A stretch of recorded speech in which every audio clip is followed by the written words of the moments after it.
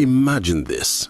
A political party that doesn't even have a digital membership register wakes up one morning and realizes they are holding the golden key to the 2027 Nigerian presidential election.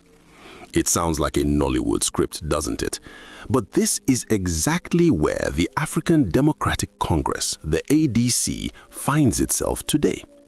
The name on everyone's lips? Peter Gregory Obi. New electoral laws have just turned the Nigerian political chessboard upside down.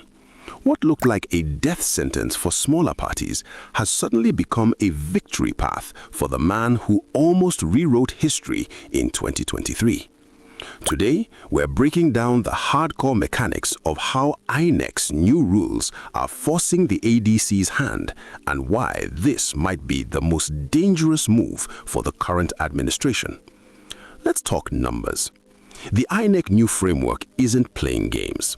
They've rolled out a timetable with teeth. One of the biggest hurdles, parties must now digitize their membership registration within a strict 1-month window to conduct direct primaries.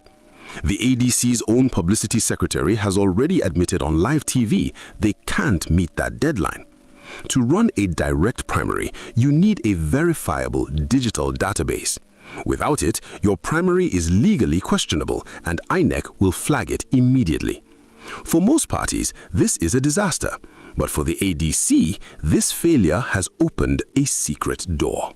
Here is the plot twist. The same law that boxed them into a corner also offers an escape hatch, the consensus candidate route. Under Nigerian law, if a party can't do a mass primary, they can adopt a consensus candidate provided there is transparency and stakeholder agreement. No mass mobilization of 1 million verified members is required, just alignment, process, and will. Suddenly, the ADC's greatest weakness, their lack of structure, has become their most powerful asset. They don't need to spend months building a database, they just need to pick the right man. Now, the battle for this ticket is narrowing down to two giants, Rotimi Amaechi and Peter Obi. Amaechi is a political survival. He's been a governor, a minister, and he has a base in the South-South. But let's be real, Amaechi is a product of the old system.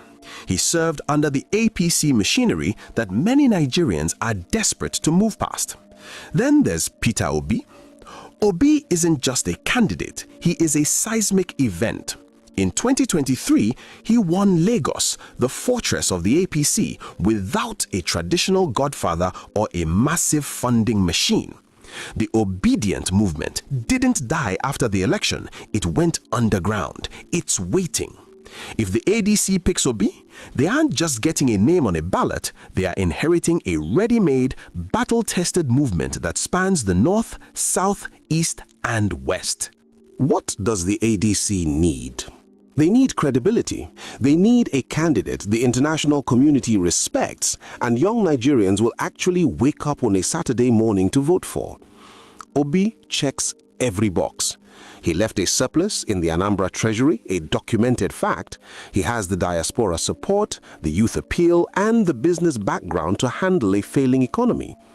By choosing him through a transparent consensus process, the ADC becomes the adult in the room. They show they can follow the law when it's hard, not just when it's convenient. But there is a nightmare scenario.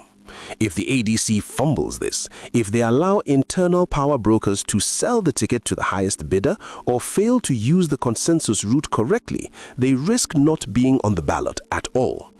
No valid primary means no candidate. No candidate means no ADC in 2027. This isn't speculation, it's the hardcore mechanics of the law. If the ADC collapses inward, it doesn't just hurt the party, it poisons the entire democratic ecosystem. It fuels voter apathy. And a low turnout election is exactly what the establishment needs to cruise to victory. History is full of parties that had a golden moment and didn't recognize it until it passed. This is the ADC's moment. The new INEC timetable, the legal necessity of a consensus candidate, and the energy of the streets are all pointing in one direction. Get it right, and the ADC changes the game. Get it wrong, and they become a footnote, a cautionary tale of what happens when you hold the answer in your hands and don't realize what you're holding. The clock is ticking. Peter Obi might be about to get the call that changes everything. What do you think?